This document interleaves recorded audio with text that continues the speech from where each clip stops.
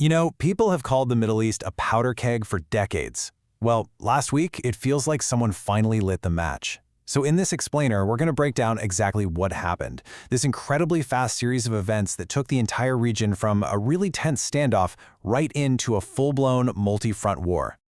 And those words you just saw, that was U.S. President Donald Trump. And what's so chilling is that he said this not at the end of a conflict, but right at the very beginning. This wasn't just him condemning someone, no, this was a declaration of intent. It really set the stage for everything that was about to unfold.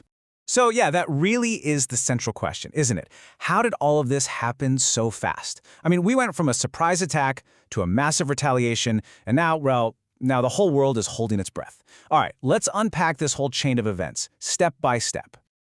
Okay, so where did this all kick off? It started last Saturday. You know, the atmosphere in the region was tense, for sure, but it was kind of stable. And then, bam, that was shattered by this coordinated U.S.-Israeli military operation.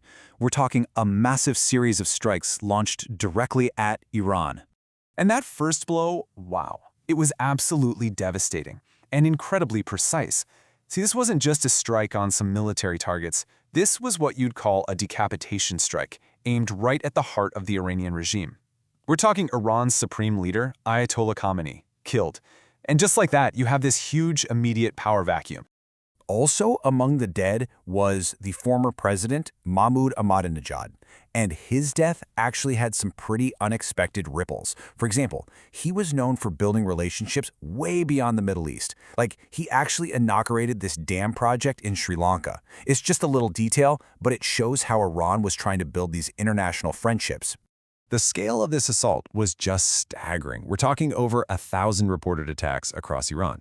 And yeah, the main targets were strategic, but the human costs started to climb really fast. The Iranian Red Crescent Society came out and confirmed an initial death toll of 55. That number really just speaks to the immediate chaos that was happening on the ground. But here's the thing. A power vacuum doesn't mean a power outage, right? Iran's response was almost immediate. And it wasn't just one single strike back. No way. It was this coordinated, multi-front counteroffensive that basically spread fire across the entire region. Honestly, the retaliation from Iran was stunning, both in its scope and its speed. Just look at this timeline. You can see how quickly the whole conflict just metastasized. I mean, within 24 hours, you've got missiles hitting places as far apart as Dubai and Iraq. Then, by day 2, the fighting spreads to Bahrain and Jordan, before, boom, it hits the heart of Israel itself. And we need to be clear, these were not just symbolic strikes. They had a very real and very deadly impact. In Dubai, civilians were killed. In Israel, buildings were just flattened.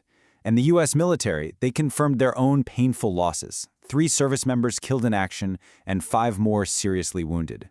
This retaliation was for sure exacting a heavy price. So now you've got Iran and the U.S.-Israel axis in a direct fight. It was pretty much inevitable that other players were going to get dragged in. And that's exactly what happened. The conflict started pulling in other regional powers, each with their own friends and enemies, and it turned this direct fight into a chaotic free-for-all. And this slide really shows you the two sides of how this conflict started to spread. On one hand, you've got offensive action. Iran's ally, Hezbollah in Lebanon, immediately started launching rockets into northern Israel. But on the other hand, you have defensive action. Saudi Arabia scrambled its defenses to protect its own interests, intercepting drones that were heading for its massive Ras Tanura oil refinery. And that move, it probably prevented a catastrophic blow to the world's energy supply. Meanwhile, the United States, well, they left zero room for ambiguity. They even gave their campaign a name, Operation Epic Fury. President Trump came out and said point blank that it will continue. And he gave a pretty grim warning to the American public to expect more casualties. And beyond these main fronts, the conflict just spawned chaos and uncertainty absolutely everywhere. You had a U.S. jet crash in Kuwait. The cause is still unconfirmed. Pro-Iranian protesters tried to storm the U.S. embassy in Baghdad. And even allies like the U.K. were getting pulled in. They let the U.S. use their bases, but were trying to keep a careful distance from the actual fighting. The whole situation was just spiraling out of control. You know, a conflict of this scale in the Middle East, it's never just contained to the Middle East. The shockwaves hit global markets and diplomatic hallways almost instantly. It created whole new crises in boardrooms and capital cities all over the world. So the first and most immediate global impact? It was economic. People got really scared that Iran might try to close the Strait of Hormuz. I mean, that's a choke point for almost a third of the world's oil that travels by sea. Just that fear alone caused crude oil prices to spike by 13% in a single day. That is a massive jump, and it has direct consequences for all of us, for the whole global economy. Now, for their part, Iran's foreign minister did try to calm the markets. He came out and said that Tehran had made no decision to disrupt shipping through the strait at this time. And boy, those last three words, at this time, they add a whole other layer, don't they? It's kind of a veiled threat, leaving that possibility on the table as a huge point of leverage.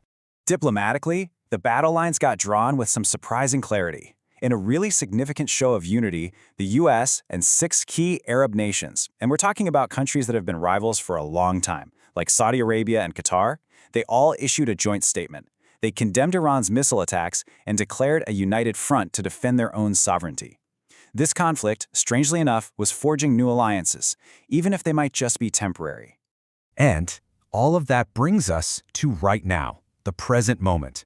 After a week of just fire and fury, the entire region, and really the whole world, is balanced on a knife's edge. Seriously, the very next move could decide the future for millions and millions of people. So what's happening inside Iran? Well, they're in a race against time. The government has announced that a new supreme leader is going to be chosen within 2 days. That is an incredibly fast transition, especially under this kind of pressure. But at the same time, officials are publicly saying they're still open to diplomacy. It's a dual message, right? They're trying to project internal strength while also leaving the door cracked open for an off-ramp. And so that leaves us with the ultimate question. With new leadership about to take control and a really destabilized Iran, and with global powers digging in their heels, is de-escalation even possible? Can a path be found? Or are we just witnessing the opening shots of a much, much wider, more devastating war? And that, right there, is the terrifying uncertainty. The world waits and watches.